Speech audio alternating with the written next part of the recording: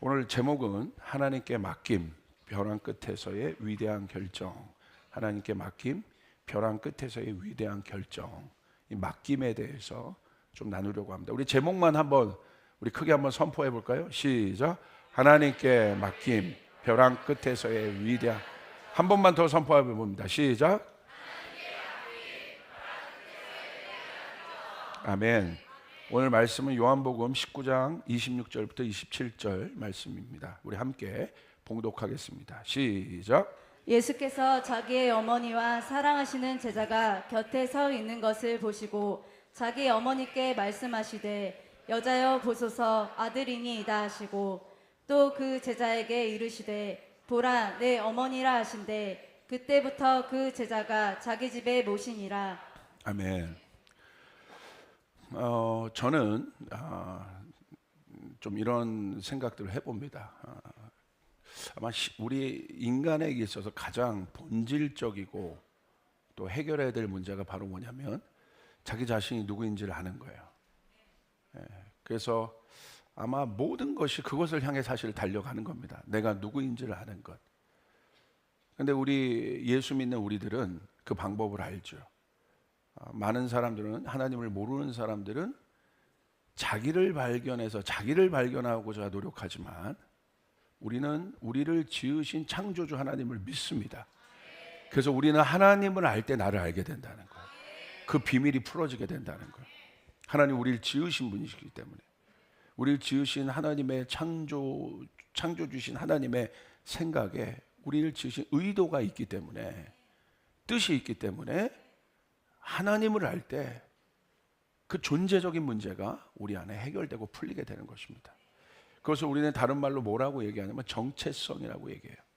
이 정체성이 중요한 이유는 뭐냐면요, 정체성이 분명해야 역할을 알 수 있기 때문에. 그러니까 역할이 굉장히 중요하거든요. 그러니까 사람이 참 허무해지고 어렵고 힘들어질 때 뭐냐면요, 자기 역할이 뭔지를 모를 때 굉장히 무의미하게 여겨지고 무가치하게 여겨져요. 그렇기 때문에 정체성을 안다는 것은, 제가 아버지로서의 정체성이 있잖아요. 그건 뭐가 따라오는 거예요? 아버지로서의 역할이 주어진다는 거예요. 그래서 정체성과 역할은 굉장히 중요한 관계 가운데 있습니다. 자, 우리가 그런 맥락에서 하나님과 우리와의 관계, 나와의 관계를 잘 이해할 수 있게 도와주는 단어가 있는데, 우리는 하나님과 나와 어떤 관계인가 우리를 잘 이해해 줄 수 있는 단어가 있는데, 그것이 바로 아버지와 자녀라는 단어입니다. 아버지와 자녀라는 것은 무슨 말이냐면 가족 관계라는 것이에요. 그래서 성경에서 가족에 대한 이 정의를 볼 수 있는 구절들이 있습니다. 그게 바로 뭐냐면, 가족이 뭐냐? 로마서 8장 39절 우리 한번 같이 읽도록 하겠습니다. 시작. 높음이나 깊음이나 다른 어떤 피조물이라도 우리를 우리 주 그리스도 예수 안에 있는 하나님의 사랑에서 끊을 수 없으리라. 여러분, 가족에 같이 오신 분들 혹시 계시죠? 가족이 뭔가 한번 생각해 보세요. 가족은요, 사랑의 관계로 연결되어 있는 것을 말하는 거예요. 그냥 연결되어 있는 것이 아니라 사랑의 관계로 연결되어 있는 관계가 바로 가족이라는 거예요. 그래서 이 관계는 보통의 관계와는 아주 다릅니다. 어떤 것으로도 끊을 수 없다고 얘기하고 있어요. 우리를 우리 주 그리스도 예수 안에 있는 하나님의 사랑에서 끊을 수 없느니라. 이런 믿으시길 바랍니다. 그래서 하나님이 우리를 자녀라고 부르시고 우리 하나님을 아버지라고 부르는 이 가족의 관계, 이게 가족의 관계인데, 아버지와 자녀의 관계잖아요. 이 관계는 어떤 관계냐? 사랑의 관계고, 이 사랑의 관계는 성경에서 얘기하고 있어요. 끊을 수 없는 관계라는 거예요. 이득을 위한 계약 관계는 이해타산이 끝나면 계약도 끝나고 관계도 끝나게 되는데, 그러나 언약에 기초한 이 사랑의 관계는 절대로 끊어지지 않습니다. 왜냐하면 사랑 위에 있기 때문에 그렇습니다. 자, 그렇다면 이 언약의 사랑 안에는 뭐가 있냐면요, 돌봄과 보호와 그에 대한 책임이 수반돼요. 그러니까 사랑의 관계는 추상적인 관계가 아니에요. 우리가 하나님과 언약의 관계, 사랑의 관계가 되었다는 것은 추상적인 관계가 아니라 그때부터 우리는 하나님의 돌봄과 보호 안에 있다는 사실을 여러분 믿으시길 바랍니다. 그리고 하나님은 그 일에 대해서 책임지세요. 그래서 우리는 깨닫게 되는 거예요. 내 자신이 깨닫게 되는 거예요. 아버지 하나님의 사랑과 돌봄과 보호 안에 있다는 것을 실제적으로 알게 되는 것입니다. 자, 그렇기 때문에 하나님이 이 일들을 그냥 얘기하지 않으시고 어떤 단어를 우리 가운데 주시냐면, 이 돌봄과 보호 안에 뭐가 있다고 그랬습니까? 가족관계 안에는 책임이 따릅니다. 책임은 맡아서 행하지 않으면 안 되는 임무를 말해요. 그게 책임이에요. 맡아서 행하지 않으면 안 되는 임무. 하나님이 우리를 자녀로 품으시고 우리를 돌보시기로 하신 것은 아버지로서의 정체성에 수반되는 역할이에요. 근데 그 역할이 뭐예요? 안 하면 안 되는 거예요. 반드시 해야 되는 거예요. 그걸 책임이라고 얘기합니다. 그 말은 사랑은 말뿐인 립 서비스가 아니라는 거예요. 사랑은 책임이 수반되는 행동입니다. 여러분 기억하십시오. 사랑은 절대 립 서비스가 아닙니다. 입으로만 말하는 것이 사랑이 아니에요. 사랑에는 반드시 책임이 따라요. 그리고 이 책임은 행동을 얘기하는 것입니다. 나를 향한 하나님의 사랑이 어떤 상황에서도 끊어지지 않는 사랑이란 반증이 무엇입니까? 예수님을 이 땅에 보내신 사건이에요. 하나님 우리를 책임지시는 거예요. 아멘. 왜 책임지셔요? 아버지시기 때문에. 다른 어떤 이유 없어요. 하나님 우리를 책임지신 이유는 하나예요. 하나님의 정체성이 아버지이시기 때문에. 아버지가 자녀를 책임지는 것, 아버지가 자녀를 책임지는 역할을 감당하는 것은 당연한 것입니다. 이게 뭐 특별한 게 아니에요. 당연한 것이라는 거예요. 그래서 이 책임과 역할의 관계는 아주 중요해요. 제가 현대인의 사랑에서, 현대인의 가족 관계에서 볼 때 가장 안타까운 점은 뭐냐면요, 책임이 없다는 것이에요. 책임지기를 싫어해요. 요즘 남녀 관계 보십시오. 굉장히 이기적이에요. 굉장히 사랑하는 것 같지만 그 사랑이 굉장히 피상적이에요. 그래서 어떤 그 남녀 안에 하나 되는 것들에 대한 우리 젊은 청년들 연애하는 것들을 보면요, 너희들 왜 결혼 안 해? 이렇게 물어보면요, 뭐 여러 가지 이유가 많겠지만, 뭐 재정적인 이유 여러 가지가 많겠지만 결국 뭐에 대한 거냐면 책임에 대한 것이 있는 거예요. 그것에 대한 두려움이 있는 거예요. 너희 왜 아이 안 낳아?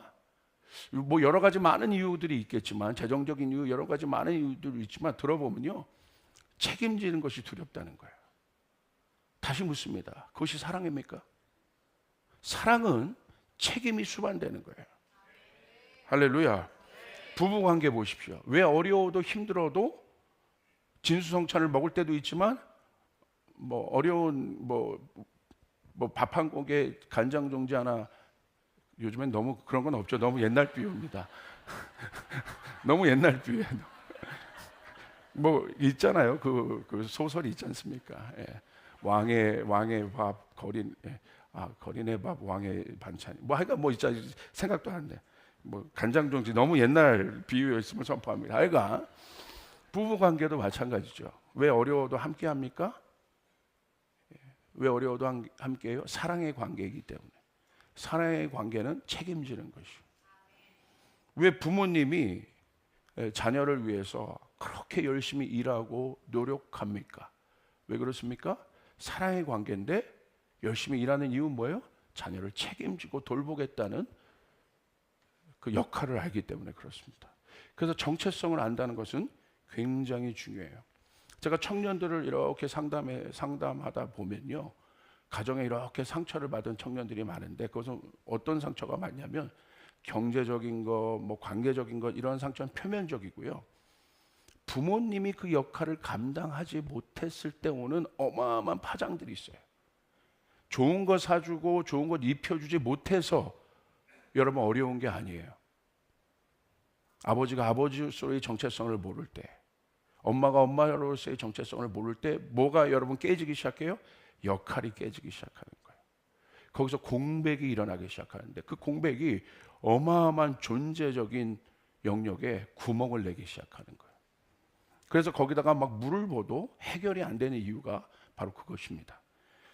이 부분은 하나님만이 해결할 수 있습니다. 할렐루야. 하나님 안에 회복돼야 되는 것입니다. 그러므로 사랑하는 여러분, 어떤 모양으로든지 여러분 여기에 오신 분들, 이 예배를 드린 분들은 여러분 하나님 안에 있음을 선포하시길 바랍니다. 여러분의 가족은 이미 하나님 안에서 회복되었음을 선포하시길 바랍니다. 여러분의 가정이 깨진 가정이어도 여러분이 지금 하나님 안에 있기 때문에 반드시 여러분의 가정은, 여러분의 자녀들은 다음 단계, 다음 차원에서 반드시 큰 회복이 있을 것입니다. 할렐루야. 다시 한번 여러분 강조합니다. 책임이란 맡은 바 본분의 역할을 감당하는 것을 말합니다. 부모가 자녀를 돌보는 것은 부모의 역할입니다. 반대로 자녀가 부모를 공경하는 것은 자녀의 역할입니다.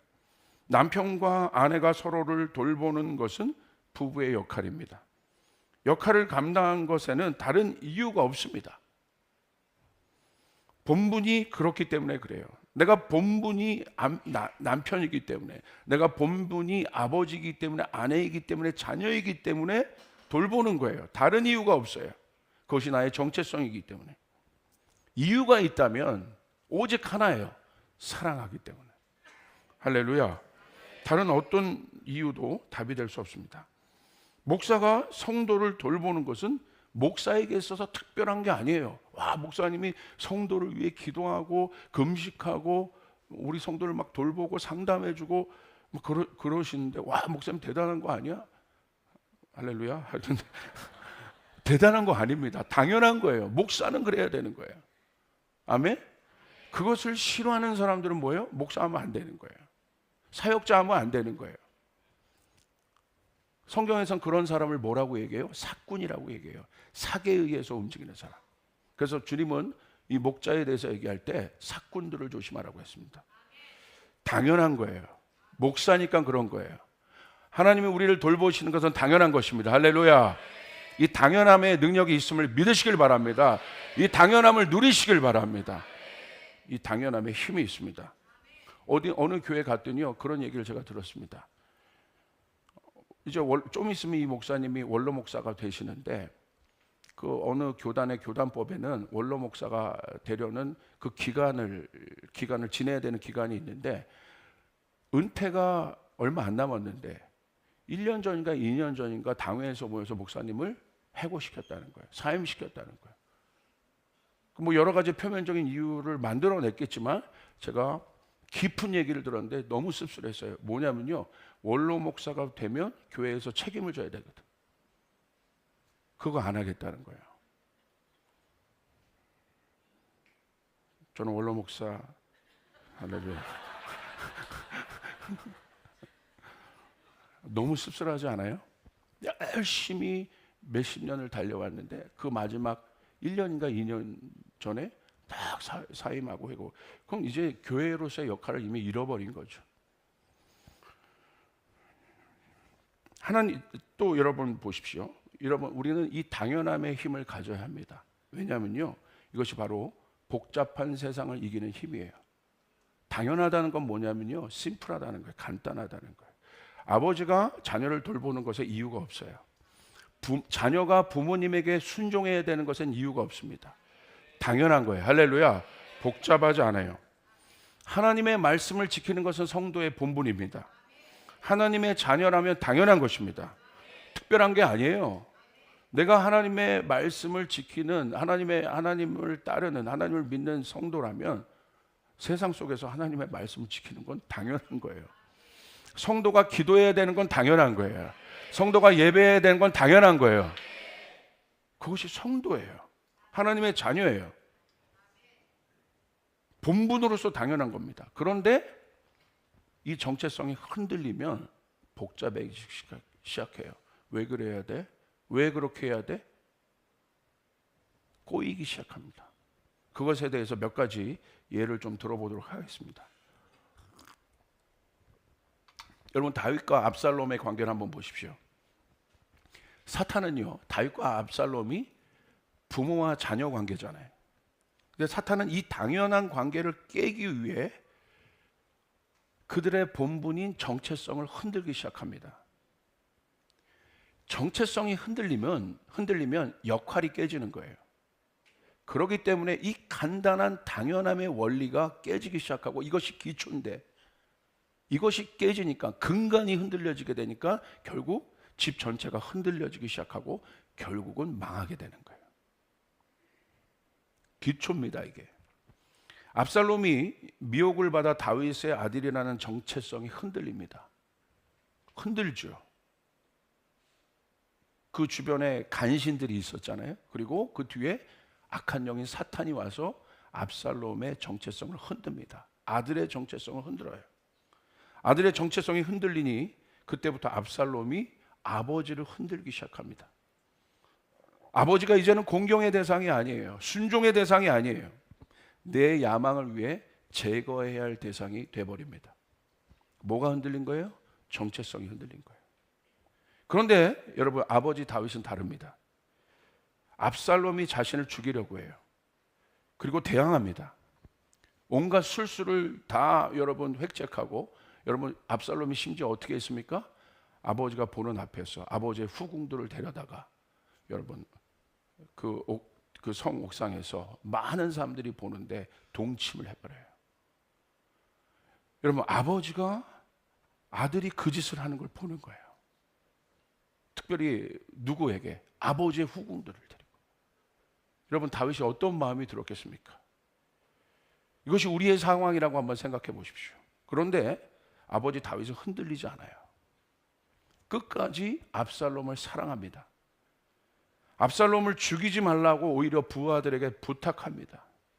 압살롬이 죽은 후에도 다윗은 압살롬의 이름을 부르며 내 아들아, 내 아들아 하며 통곡했어요. 압살롬을 향한 다윗의 역할은 끝까지 변함이 없었습니다. 왜 그렇습니까? 우리는 어디에서 이유를 찾을 수 있습니까? 이게 바로 정체성이에요. 아버지이기 때문에. 다윗은 그것을 흔들리지 않으니까 어떤 상황에서도 자신이 압살롬의 아버지라는 사실이 흔들려지지 않으니까. 그렇기 때문에 압살롬을 향한 다윗의 역할은 동일했어요. 여러분, 다윗과 사울의 관계를 한번 보십시오. 그래서 다윗이 위대한 사람인 거예요. 끝까지 그 마음을 지킨 사람이고 자기가 누군지는 아는 사람이었기 때문에. 그래서 시편 8편에 다윗은 그 질문을 한 거예요. 여호와 우리 주여, 주께서 지으신 하늘과 땅이 어찌 그리 아름답습니까? 그러면서 뭐라고 얘기합니까? 사람이 무엇입니까? 다윗의 근본적인 마음 안에는 이 존재에 대한 질문이 있어요. 그런데 다윗은 발견한 거예요. What is a man? 사람이 무엇입니까? 그 정체성을 발견한 다윗은요, 왕이 되어도 왕이 되지 않아도 흔들리지 않습니다. 아멘. 여러분, 사울의 정체성은 왕입니다. 왕은 백성을 돌보고 보호하고 사랑하는 존재예요. 그게 왕의 정체성이에요. 백성을 돌봐야 돼요. 여러분 우리나라의 지도자들을 위해서, 국회의원들을 위해서 많이 기도해 주시길 바랍니다. 할렐루야. 할렐루야. 정치인들은요, 왜 정치인들로 리더들로 여러분 뽑아놨겠어요? 백성을 돌보라고. 근데 그러지 않은 것 같아요. 거기서 이제 백성들이 배반감을 느끼는 거죠. 그것이 왕의 본분이고 책임이고 역할이에요. 당연한 것이라는 거예요. 왕이라면 그래야 된다는 거예요. 사울이 다윗을 죽이려고 한 이유는 한 가지입니다. 왕의 정체성이 흔들렸기 때문이에요. 다른 이유가 아닙니다. 다윗을 사랑해야 할 백성이 아니라 다윗을 그 순간부터 경쟁자로 보는 거예요. 그 말은 사울이 다윗을 경쟁자로 봤다는 건 뭘 말하는 거냐면요, 왕의 정체성이 흔들린 거예요. 다윗이 어떻게 경쟁자입니까? 백성이죠. 사울이 만약에 왕의 마음을 끝까지 지켰다면 다윗이 잘 돼 보세요. 어떻게 하겠습니까? 박수 쳐주죠. 와, 내 백성이 잘 되고 있구나. 어마어마한 하나님의 기름 부음이 임하고 있구나. 골리앗을 무너뜨렸구나.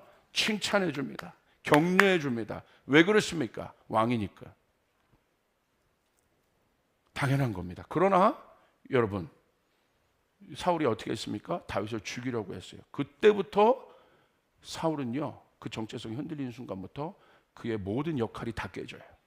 그리고 가장 비참한 인생을 살고 결국 사울의 가문은 망해버렸어요. 근데 다윗은 달라요. 위기가 많았어요. 어려움이 많았어요.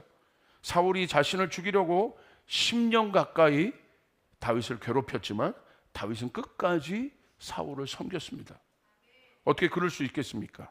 사울을 죽일 수 있는 순간이 있었어요. 그러나 다윗은 그의 옷자락만 베었을 뿐이에요. 그 이유는 다윗은 사울의 백성이었다는 사실이 흔들리지 않은 거예요. 할렐루야.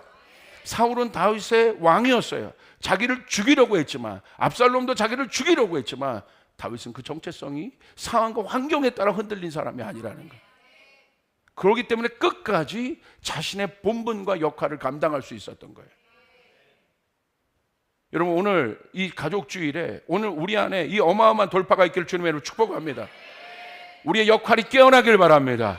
아버지로서의 역할이 깨어나길 바랍니다. 자녀로서의 역할이 깨어나길 바랍니다. 사단이 만들어 온 이 거짓말, 이 가라지가 오늘 태워지는 역사가 일어나길 바랍니다. 내 머리에서 태워지는 역사가 일어나길 바랍니다. 아멘. 여러분 믿습니까? 만약에요, 다윗이 사울을 죽였다면 자신을 죽이려는 적을 여러분 죽이는 것은 그럴 수 있는 거잖아요. 얼마든지 그럴 수 있는 당위성이 있었어요. 그런데 이게 하나님의 신의 한 수예요. 만약에 제가 생각을 해보는 거예요. 다윗은 백성으로부터 정당한 이제 앞으로 왕이 될 텐데 왕권으로서의 이 다윗의 왕권에 대한 정당성을 얻지 못했을 것입니다. 여하튼 이유와 어쨌든 왕을 뒤집어 버린 거잖아요. 구태타를 해버린 거예요. 왕은 될 수 있었지만 정당성은 얻지 못했을 거예요. 우린 그것을 이제 다윗과 하나님의 관계, 내면의 관계로 얘기하지만 실제적으로 생각을 해보세요. 신하가 왕을 죽이긴 것이기 때문에 왕권의 정당성에 큰 문제가 있습니다. 명분의 문제가 있어요. 그리고 언제든지 다윗 왕이 부족하면 괜찮고 능력 있는 신하에게 빌미를 줬을 겁니다. 야, 죽여버리자, 저거 뒤집어 버리자. 왜? 쟤도 그랬잖아. 실제적인 문제라는 거예요. 사무엘상 24장 10절부터 11절 우리 한번 같이 한번 그 장면인데 우리 그 장면을 우리 같이 한번 읽어보겠습니다. 시작. 오늘 여호와께서 굴에서 왕을 내 손에 넘기신 것을 왕이 아셨을 것이니이다. 어떤 사람이 나를 권하여 왕을 죽이라 하였으나 내가 왕을 아껴 말하기를 나는 내 손을 들어 내 주를 해하지 아니하리니 그는 여호와의 기름 부음을 받은 자이기 때문이라 하였나이다. 11절. 내 아버지여 보소서, 내 손에 있는 왕의 옷자락을 보소서. 내가 왕을 죽이지 아니하고 겉옷자락만 베었은즉 내 손에 악이나 죄가가 없는 줄을 오늘 아실지니이다. 왕은 내 생명을 찾아 해하려 하시나 나는 왕에게 범죄한 일이 없나이다. 여러분 놀랍지요? 사울을 향한 다윗의 마음은 흔들림이 없습니다. 다윗의 판단력과 분별력과 결정의 힘은 그의 정체성에 대한 확고함으로부터 오는 거예요. 여러분의 정체성이 흔들리면 안 되는 거예요. 아멘. 내가 아버지입니까? 내가 자녀입니까? 내가 성도입니까? 내가 남편입니까?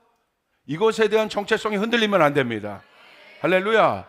이게 흔들리면 헷갈리기 시작해요. 생각이 많아져요. 미혹에 빠질 수 있어요. 바른 판단을 할 수 없습니다. 하나님 앞에 주권 드린 삶을 살 수 없어요. 이게 중요한 거예요. 그 다음부터 원망이 들어오기 시작하고 불평이 나오기 시작하고 비판이 나오기 시작해요. 거기서 독을 뿜는 인생이 되는 거예요. 복이 나오는 인생이 아니라 독을 뿜는 인생이 되는 거예요. 여러분 다윗을 보십시오. 얼마든지 독을 뿜을 수 있었어요. 근데 독을 뿜지 않아요. 그게 어디로부터요? 와요? 그 마음에 있는 정체성, 흔들리지 않는 정체성의 확고함으로부터 온다는 사실이에요. 다윗은 백성과 아들로서의 본분을 끝까지 사울 앞에서 지켰습니다. 책임지고 감당합니다. 결국 이러한 다윗의 확고함이 결국 사울의 마음을 돌파합니다. 사무엘상 24장 16절 17절 보세요. 이 상황을 사울이 그대로 알게 되었어요. 자기가 죽을 수밖에 없는데 다윗의 이 고백을 듣고 사울이 알게 되었어요. 그러니까 뭐라고 고백합니까? 이제 사울의 편에서 여러분 한번 이야기를 들어보시기 바랍니다. 시작.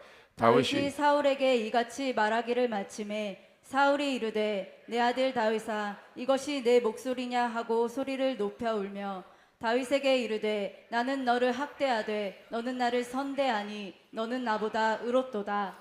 여러분 어떻게 보면 못난 왕이고 못난 영적 아버지잖아요. 근데 이 못난 왕과 못난 영적 아버지가 어떻게 바뀌어요? 대항하고 비판해서 바뀝니까? 아니요.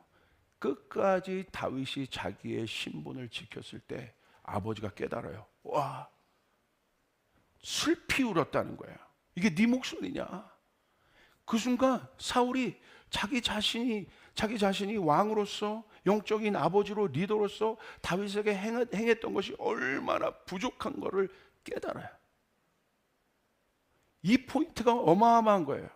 여러분의 가정에서, 여러분의 모든 영역에서 마찬가지입니다. 때로는 억울하고 힘들 수 있어요. 근데 성경은 뭐라고 얘기합니까? 그 모든 상황을 컨트롤하는 분이 주님이십니다. 하나님이십니다. 그러므로 우리는 나의 신분을 지키는 거예요. 억울하고 힘들어도 나의 정체성을 지키는 거예요. 그러면 주변이 바뀌기 시작해요. 내가 그 사람을 바꾸려면 못 바꿔요. 내가 내 자신도 못 바꾸는데 어떻게 내가 누구를 바꿉니까? 제가 그걸 깨달은 거예요. 제가 주님 앞에 가장 큰 회개가 뭐냐면 목회하면서 제가 성도를 바꾸려고 했다는 거예요. 아니 안 바뀌었다는 게 아닙니다. 할렐루야. 오해하실까 봐. 그랬다는 거예요. 그건 저의 오만이었어요. 제가 바뀌니까 바뀌어요. 내가 바뀌어야 돼요. 목사로서 내가 바뀌어야 되는 거예요. 문제는 내 자신에 있었던 거예요. 내가 더 기도하지 못했고, 내가 더 주님 앞에 엎드리지 못했고, 내가 더 성도들을 사랑하지 못했고, 축복하지 못했고, 공감하지 못했다. 이게 제 안에 있어서는 엄청난 돌파였어요. 그래서 여러분, 지금은 여러분을 사랑합니다. 아니요, 예전에도 사랑했습니다. 할렐루야. 그거더라고요. 부부관계, 자녀의 관계도 마찬가지예요. 제가 아는 어떤 목사님이 있어요. 한국교회 아주 유명한 목사님인데요. 뭐 이름만 알면 다 아는 분이에요. 영향력이 있는 분입니다. 이 목사님에게 한 가지 아픔이 있었어요. 그 아픔이 뭐냐면 아들이, 그러니까 목사님 아들이잖아요. 아들이요, 완전히 그냥 망난이었던 거예요. 망난이. 어느 정도 막 술 먹고 뭐하고 하여간 뭐 말할 수 없어요. 근데 지금은 이 아들이 굉장히 훌륭한 아들이 됐지만, 그런데 아버지가 여러분 새벽 기도에 갔다 오면 아들은 그때 술 먹고 들어오는 거예요. 제가 이 아들에게 직접 간증을 들었어요. 술 먹고 들어오는 거예요. 그럼 아버지는 어떻겠어요? 자기는 바깥에서 엄청나게 존경받고 영향력을 주는 사람인데 자기 아들은 그렇거든. 술 먹고 들어오면 아버지 어떻게 해요? 여러분 어떻게 하시겠어요? 이놈 새끼야! 아버지 얼굴에 똥칠해도 유분수지 네가. 그러면서 그랬을 것이다 1번. 아니면 그냥 지나갔을 것이다 2번. 아마 처음 두 번째는 근데 여러분 단서를 답니다. 제가 매일 그런다고 생각해요. 그리고 매일 마주친다고 생각해 보세요. 어렵죠. 근데 이 아버지가, 이 목사님이 어떻게 했는 줄 아세요? 아들이 들어가가지고 해롱하고 있잖아요. 새벽 기도에 갔다 와서 아들에게요 라면을 끄달아줘. 라면 먹으라고, 해장하라고. 그래서 그 아들이요 어떻게 됐냐면요, 나중에 깨달아요. 어떤 목사님을 통해서 하나님의 때 이 아들이 성령을 받아버려요. 그리고 지금 목사님이 되었습니다. 할렐루야. 아멘. 그냥 아버지의 역할을 감당한 거예요. 그러면서 사울이 얘기합니다. 사울은 고백해, 다윗아 너를 학대하는 나를 끝까지 선대하는 네가 진짜 왕이다. 오늘 그게 바뀌는 거예요. 진짜 정당성이 있는 거예요. 사울 안에 있는 진짜 블레싱이 내려가는 거예요. 악한 왕이고 악한 아비였지만 하나님은 질서의 하나님이세요. 다윗의 위대함은요 그것을 끌어내린 겁니다. 그것이 오게 한 것입니다. 오늘 이 회복이 여러분 가운데 있을지어다. 그 질서가 무너지면 안 됩니다. 그걸 받아야 되는 거예요. 왜 사울에게 뭘 받아요? 아니요, 하나님의 세우신 권위예요. 오늘 다윗의 변을 보십시오. 나는 그를 죽일 수 없다. 어떤 사람이 나를 권하여 왕을 죽이라 하였으나 내가 왕을 아낀다라고 얘기해요. 어마어마한 고백 아니에요? 어떻게 아껴요 그 왕을? 근데 다윗은요 그 왕을 아낀다. 다윗은 정말 마음이 큰 사람이었어요. 그래서 예수님이요 다윗의 마음으로부터 나오잖아요. 다윗이 왕이 된 순간 예수님이 계시됩니다. 오늘 우리 가운데 이 다윗의 돌파가 있길 바랍니다. 할렐루야. 다윗이 사울을 해하지 않았던 건 그가 기름 부음 받았기 때문에. 여러분 이 시대는 너무나 복잡합니다. 제가 이 현대인들에 있어서 가장 문제가 뭐냐고 생각하면요, 복잡해요. 너무 많이 듣고 너무 많이 알고 너무 많이 경험해요. 그래서 하나님의 말씀이 들어갈 자리가 없어요. 순수하게 하나님의 말씀을 받는 사람이 참 드물어요.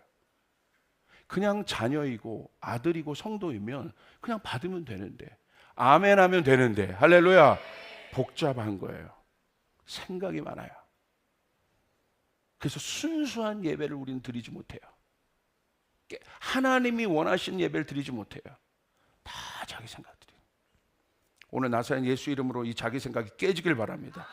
할렐루야. 여기 아주 중요한 영적 원리가 있습니다. 내 삶이 복잡한 이유는 정체성이 흔들렸기 때문이에요. 여러분 예배도 마찬가지예요. 목사님이 설교를 잘한다고 여러분 내가 오늘 은혜 받은 거가 아니고, 여러분 예배팀이 기름 부은 예배를 했다고 내가 은혜를 받은 게 아니에요. 여러분 안에 달려 있습니다. 사람일 뿐이에요. 하나님이 부어주셔야 되는 거예요. 하나님이 은혜를 주셔야 되는 거예요. 할렐루야. 목사도 그거 착각하면 안 돼요. 내가 뭐 되는 것처럼. 하나님이 도와주셔야 돼요. 내가 오늘 설교를 죽 썼어도 하나님이 도와주시면 역사가 일어나게 되는 거예요. 내가 스스로 설교를 잘했다고 생각해도 하나님이 안 도와주시면 아무것도 아니란 말이에요. 흔들리면 안 됩니다. 내 삶이 복잡한 이유는, 여기 복잡한 분 계십니까? 복잡한 이유는 정체성이 흔들렸기 때문이에요. 정체성이 흔들리거나 상실되었을 때 나타나는 현상이 바로 생각이 많아지는 거예요. 생각이 많아지면 복잡해요. 아담과 하와가 정체성이 흔들려집니다. 너는 하나님의 자녀인데 사단이 와서 하나님 되라고 얘기합니다. 그때부터 아담과 하와가 생각이 많아지는 거예요. 혼적인 사람이 되는 겁니다.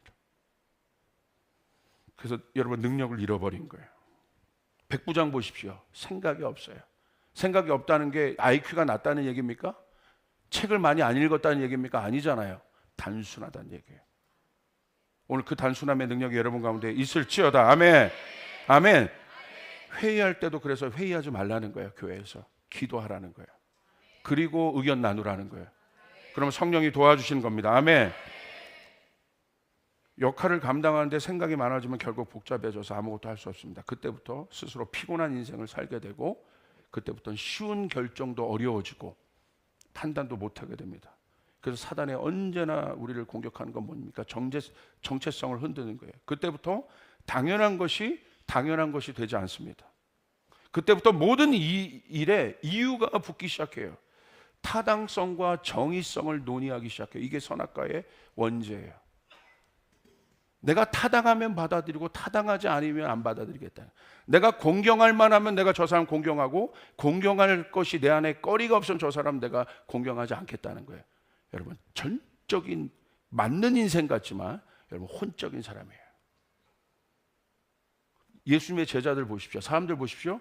예수님이 능력을 행했을 땐 예수님을 따르고 공경하여 그를 따랐어요. 그러나 그들은 다 혼적인 사람이었어요. 어떻게 됐습니까? 자아가 죽지 않은 사람이었어요. 어떻게 됐습니까? 예수님이 십자가에 처참하게 매달리니까 여러분 침을 뱉고 돌을 던지며 저주하여 예수님을 떠났습니다. 문제가 뭐예요? 자기인 거예요. 자기가. 오늘 이것이 깨지길 바랍니다. 여러분 가인을 보십시오. 동생인 아벨을 돌보는 것은 형으로서 당연한 거예요. 아벨이 그렇게 됐을 때 하나님이 묻습니다. 네 아우가 어떻게 됐냐? 근데 가인이 뭐라고 해요? 생각이 많아지죠. 뭐라고 합니까? 내가 아벨을 돌보는 사람입니까? 그 당연한 것이 흔들렸기 때문에 당연한 질문을 하는데 당연한 것을 대답 못해요. 여러분 이게 혼적인 신앙이에요. 당연한 거잖아요. 네 동생이 어떻게 됐냐? 물어볼 수 있는 거잖아요. 근데 왜 나에게 동생을 물어보자는 거야? 남입니까? 아니잖아요. 탕자의 형 보십시오. 돌아온 탕자로 회복시키는 것은 아버지로서 당연한 거예요. 할렐루야. 조건 없이 돌아온 탕자를 회복시키는 건 당연한 거예요. 근데 형은 뭐라고 그래요? 왜 아우를 돌보냐는 거예요. 생각이 많아져요. 이해되지 않습니다. 왜 그렇습니까? 정체성이 흔들립니다. 아버지가 어떻게 돌파합니까? 얘야, 너도 내 아들이다. 내게 있는 게 다 네 것이야. 당연한 겁니다. 탕자만 다 주는 게 아니에요. 근데 여기서 계산하고 있는 거야. 왜? 이게 흔들렸기 때문에. 아버지 왜 저러지? 저놈 새끼가 저거 받을 만한 자격이 있어? 자격을 논합니다. 감히. 지 것도 아닌데 아직. 감히 자격을 논해요. 받을 만한 거냐고. 자기는 얼마나 깨끗해서. 그렇죠? 아버지가 주시는 거예요. 아버지가 조건 없이 주셔야 여러분 자녀가 보게 되는 거예요. 할렐루야. 아멘. 다 네 것이라고 얘기합니다. 여러분 이삭을 보십시오. 아버지와 함께 모리아 산으로 갑니다. 모리아 산으로 간 이유는 무엇입니까? 얼마나 많은 질문이 있었겠습니까? 그런데 질문하지 않아요. 순종해요. 죽기까지 순종해요. 왜 그렇습니까? 아들이기 때문에. 이삭이 모자란 사람입니까? 정신병원에 약 먹는 사람이에요? 장애가 있습니까? 아니잖아요. 아들이니까. 우리는 이 사단이요, 이 당연함의 근간을 흔들고 있다는 거예요, 지금. 이 당연함의 근간을. 신앙은 복잡한 게 아니에요. 이 당연한 정체성을 찾길 바랍니다. 할렐루야. 아멘. 내가 청년 때 예수 믿는 거 당연한 거예요. 그런데 결혼하고 예수 믿으면 환경이 바뀌어요. 거기서 좀 흔들리기 시작해요. 왜 흔들립니까? 정체성이 흔들린 거예요. 청년과 결혼한 남편이란 청년이란 정체성, 사회에서 주어진 정체성이 있기 전에 우리는 하나님의 자녀라는 정체성이 있는 거예요. 할렐루야. 믿으시면 아멘 합시다. 여러분 믿습니까? 이제 두 번째, 반대로 생각해 보겠습니다. 정체성은 흔들림이 없다. 다윗처럼. 그런데 우리의 마지막 질문은 이겁니다. 정체성이 흔들림이 없는데 역할을 감당할 수 없는 때가 옵니다. 나는 역할을 감당하고 싶고 나는 책임지고 싶은데 책임 못 지고 감당하지 못할 순간이 온다는 거예요. 그것이 아마 우리 성도들의 고민일 것 같습니다. 우리의 고민일 것 같고, 이 시대에 열심히 하나님 말씀 붙잡고 살아가는 성도들의 고민인 것 같습니다. 우리는 정체성이 흔들릴 때 오는 연약함의 결과를 보았습니다. 그런데 정체성이 확고함에도 불구하고 내 힘으로 아무것도 감당할 수 없고 책임질 수 없는 어려운 상황이 온다면 나는 무엇을 할 수 있겠습니까? 내가 노력을 했어요. 우리 가족, 내가 하나님 믿지만 아버지로서, 남편으로서 최선을 다해서 어려워요. 힘들어요. 직장도 잘렸어. 그래도 내가 하나님 믿으면서 어렵고 힘들지만 내가 바깥에 알바라도 하면서 내가 우리 가족을 먹인다. 그런데 그때 갑자기 그 알바하면서 근근히 사랑하던 그것도 깨졌어요. 갑자기 그것도 어려워졌어. 내가 다리도 부러졌어. 그래서 그것도 못해. 저희 아버지가 저희를 키우실 때 그 마음이 있었어요. 어떤 마음이 있었냐면, 어렵잖아요. 신학생이 되었고 아이들은 있고. 그러니까 아버지가 일용직 노동하는 노동시장에 아버지가 가셨어요. 왜? 저녁에 신학교 다니고 노가다라도 해서라도 먹여야 되니까. 그런데 아버지가 그냥 오시는 거예요. 나중에 제가 들었어요. 왜 오세요? 왜 오냐고 물었더니 너무 연약해 보이는지 쉽게 말하면 아무도 자기를 콜링하는 사람이 없었다는 거야. 하나님만 콜링하지 세상 여러분 사장님들은 콜링을 안 하더라는 거죠. 그래서 터덜터덜 오는 거예요. 제가 봐도 저희 아버지는 이렇게 망치질 하나를 잘 못합니다. 이 외동아들로 잘 커가지고. 그러니까 이게 사회생활 나갔을 때는 다 어머니가 하는 거, 드릴 받고 왔다. 그것이 저희 가문에 저에게 흘렀습니다. 할렐루야. 부끄러운 고백입니다. 그거 못하잖아요. 그럼 저희 아버지가 뭘 할 수 있겠습니까? 아버지 흔들리지 않아서, 아버지로서 어렵지만 아버지로서의 역할 포기하지 않았고 정체성 포기하지 않았고 최선을 다하려고 하는데 노동시장도 나갔는데 답이 없어요. 먹고 살 길이 없어. 근데 신학교도 가야 돼. 어떻게 하겠습니까? 아무것도 할 수 없는, 감당할 수 없는. 여러분, 벼랑 끝에 내몰린 순간, 여러분 모세 보십시오. 벼랑 끝에 내몰린 순간이 있어요. 모세가 그 홍해 앞에서 어떻게 했겠습니까? 흔들림이 없어요. 지도자로서 흔들림이 없어요. 그런데 홍해가 있는 거예요. 어떻게 했겠냐는 거예요. 어떻게. 내가 만약에 그와 같은 벼랑 끝의 상황이라면 나는 하나님을 신뢰하는 것도 나는 흔들림이 없는데 만약에 그 벼랑 끝이라면 어떻게 했겠냐는 거예요. 답답하죠. 다윗 보십시오. 어떻게 했겠냐는 거예요. 다니엘 사자굴에 갇혔을 때 어떻게 했겠습니까? 그는 거기서도 흔들림이 없었습니다. 요셉 보십시오. 감옥에서 어떻게 했겠습니까? 하나님을 신뢰하는 거 흔들림이 없습니다. 근데 감옥에서 자기가 할 수 있는 것들이 아무것도 없습니다. 정체성은 분명한데 역할을 감당할 수 없을 때, 감옥에 갇힌 제자들 보십시오. 예수님 사랑하고 하나님 사랑하는 건 분명해요. 말씀 지키는 건 분명해요. 그러나 그 속에서 착고에 매여서 갇힌 채 아무것도 할 수 없을 때, 여러분 십자가에 달린 예수님의 모습을 보십시오.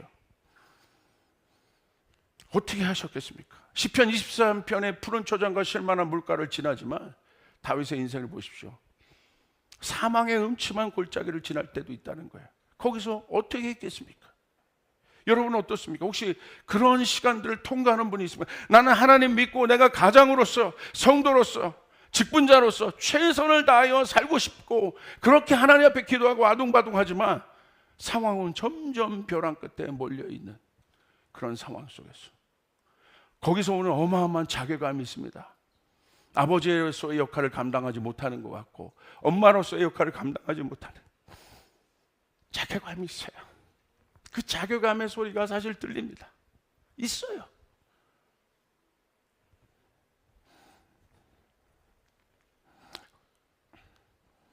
어떤 분이 상담을 했어요. 저희 성도예요. 경제적 위기에 몰려 있어요. 어떤 어머니예요. 또 어떤 분은 아버지예요. 너무 경제적으로 힘든 상황이 되었어요. 근데 이분이 막 우는 거예요. 목사님, 저는 괜찮은데 제가 엄마로서, 아버지로서 이 상황을 감당하지 못하는 게 아파요. 그래서 힘내라고, 아주 저는 거기서 이제 상담할 때는 약해지지 않습니다. 단호하게 성전기도 3개월 나가야지만 전화를 끊고 통곡에 통곡. 내 마음에 하나님 어떻게 합니까? 괴롭습니다. 저 영혼이 발버둥 치고 있습니다. 갑자기 이런 상황이 되었어요. 아버지로서, 어머니로서 애들 생각하면 답답하고 힘들고, 내 인생 왜 이렇게 되었나? 그런데 하나님 붙잡고 있고 아무것도 할 수 없어. 간절한 기도가 나오더라고요. 오늘 이와 같은 상황이 있어요.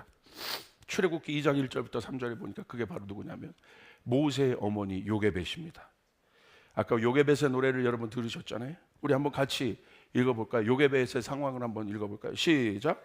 레위 가족 중 한 사람이 가서 레위 여자에게 장가들어 그 여자가 임신하여 아들을 낳으니 그가 잘생긴 것을 보고 석 달 동안 그를 숨겼으나 더 숨길 수 없게 되매 그를 위하여 갈대 상자를 가져다가 역청과 나무진을 칠하고 아기를 거기 담아 나일강가 갈대 사이에 두고. 모세의 어머니, 위대한 지도자 모세. 여러분 가장 성경에서 또 이스라엘에서 위대한 지도자라고 칭함받는 사람이 모세입니다. 이 모세를 길러준 모세의 어머니, 위대한 사람 뒤에는 위대한 사람을 돌본 사람들이 있습니다. 그분이 요게벳이에요.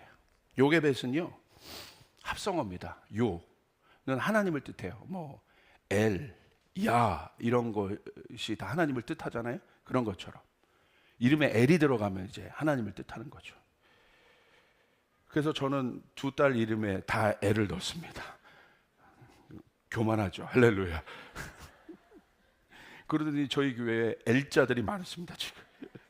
그게 하나님이 뜻이고, 그 다음에 게벳은 카보드에서 나온 뜻이에요. 카보드는 뭐냐? 카봇은 뭐냐면 영광이라는 뜻. 그러니까 요게벳은 하나님의 영광이라는 뜻이에요. 근데 여러분, 요게벳의 이름이 하나님의 영광. 이스라엘 히브리어에는 다 의미가 있습니다. 이름대로 되는 거예요. 여러분, 우리는 이 하나님의 영광이 무엇인지 알아요. 결국 모세를 통하여 하나님의 영광이 임합니다. 할렐루야. 그런데 지금 요게벳의 상황을 보십시오. 너무 어렵죠. 애굽의 왕이 이스라엘에서 태어난 남자아이는 다 죽이라고 이미 법령을 내린 상태에서 요게벳이 무엇을 할 수 있겠습니까? 그런데 요게벳이 이제 아이를 뵌 거예요.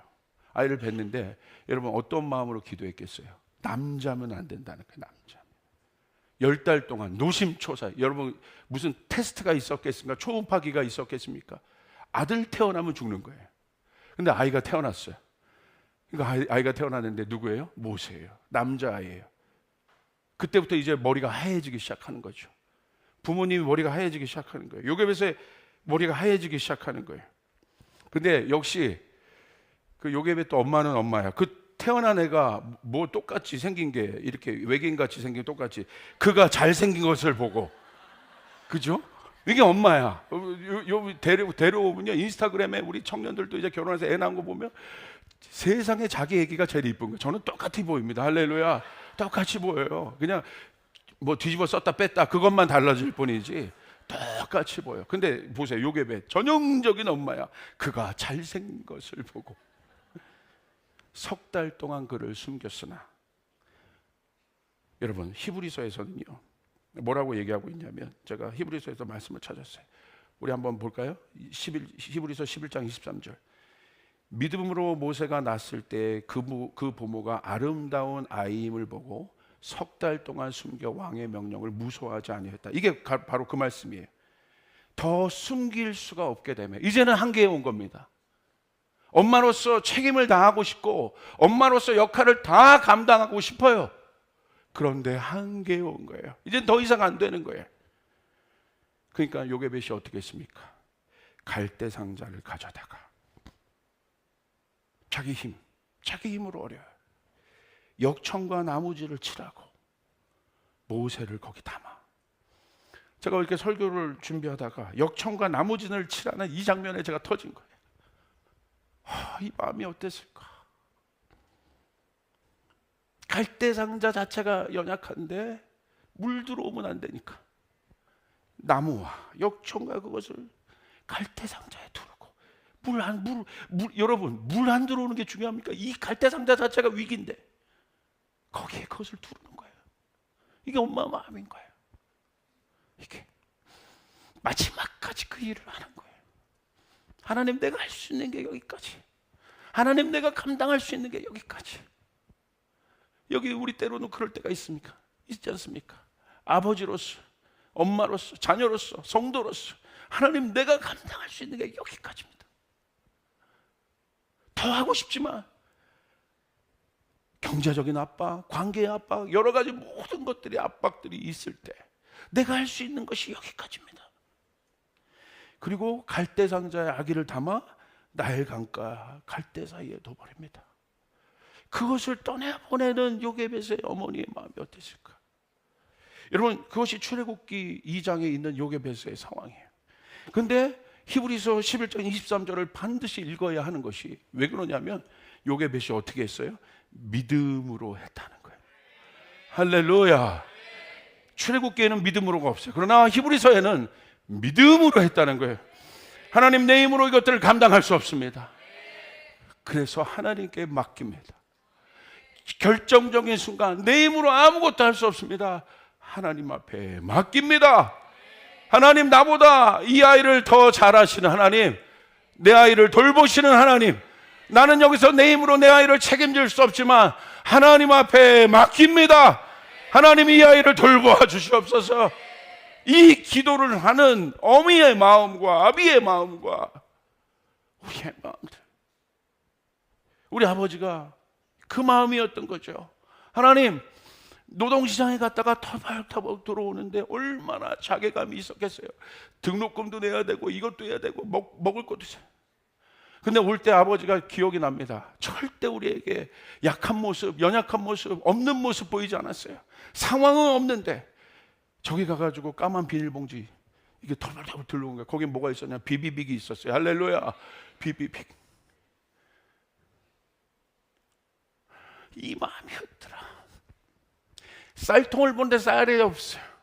무슨 마음이었을까? 우리 아버지는 무슨 마음이었을까? 이 마음이었다. 우리 앞에서는 웃었지만 뒤에서 하나님 갈대 상자에 이 모든 문제를 놓고 하나님 앞에 맡겨드리는 거예요. 하나님, 내 자식이 아닙니다. 내 가정이 아닙니다. 할렐루야. 여러분, 그때 놀라운 일들을 경험했어요. 저희 나단 목사도 있잖아요.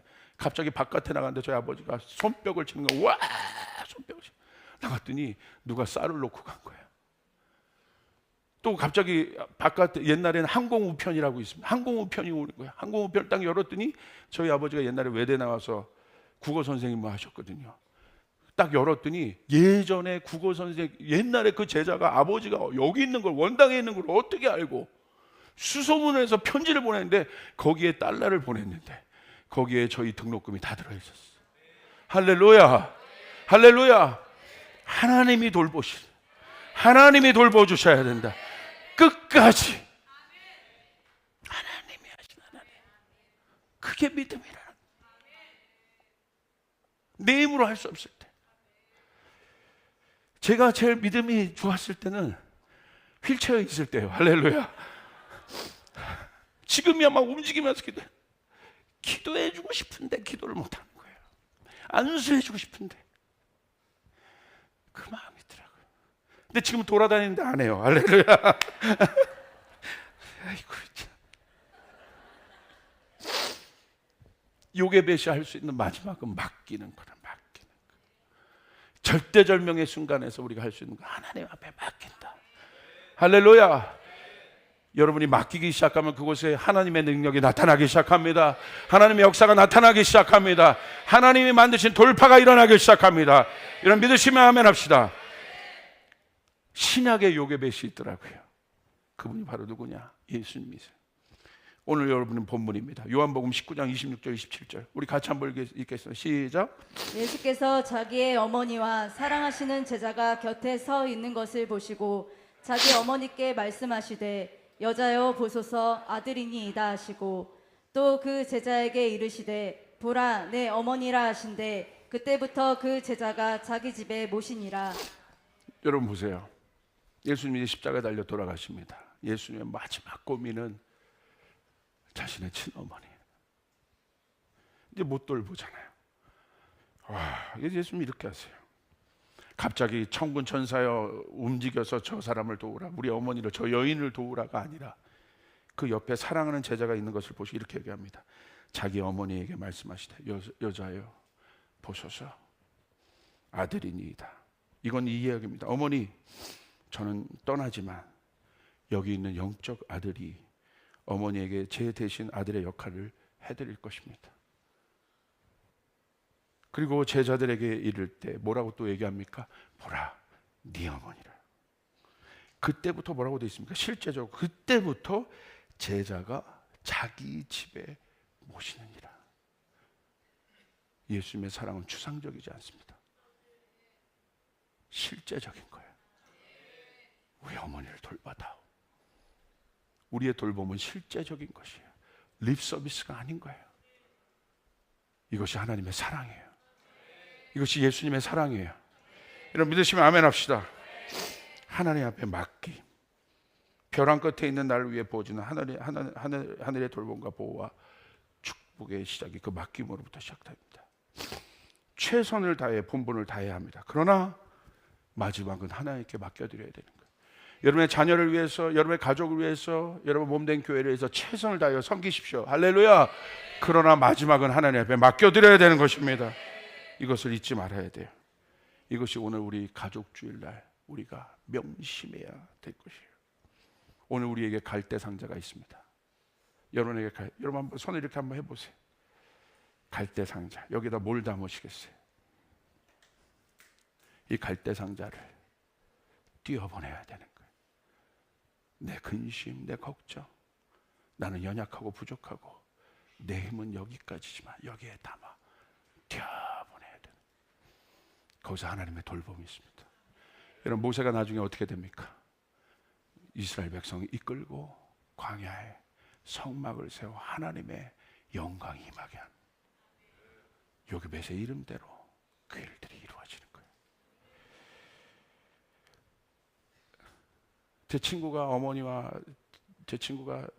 어떤 자기 친어머니와 굉장히 안 좋은 사이 가운데 갔었어요. 그래서 한 5년을 말을 안 하더라고. 어머니가 고집이 센 분이에요. 그래서 저한테 전화해서, 제가 친구니까 제 친구 목사한테 아들이 왜 저러냐고 막 그러시는 거예요. 전화를 못 하고. 그래서 제가 친구한테 전화해서, 야, 누구 목사, 어머니 잘해. 어머니가 사실은 찾아. 한 번만 가면 돼.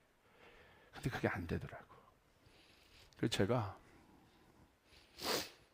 한 3, 4년을 뒤에서 아들 역할을 했던 것 같아요.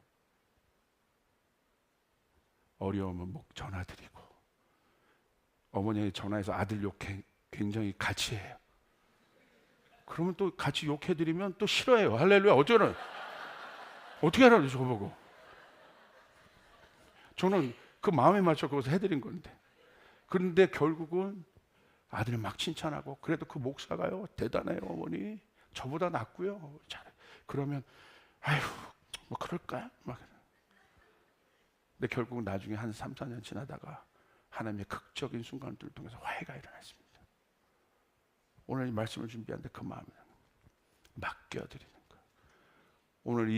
오늘 우리는 맡길 수 있는 자지만 맡을 수 있는 자임을 여러분 명심하시고, 여러분 맡김과 동시에 맡음의 축복이 오늘 사랑하는 여러분에게, 우리 조이풀 교회에게 있기를 주님의 이름으로 축복합니다.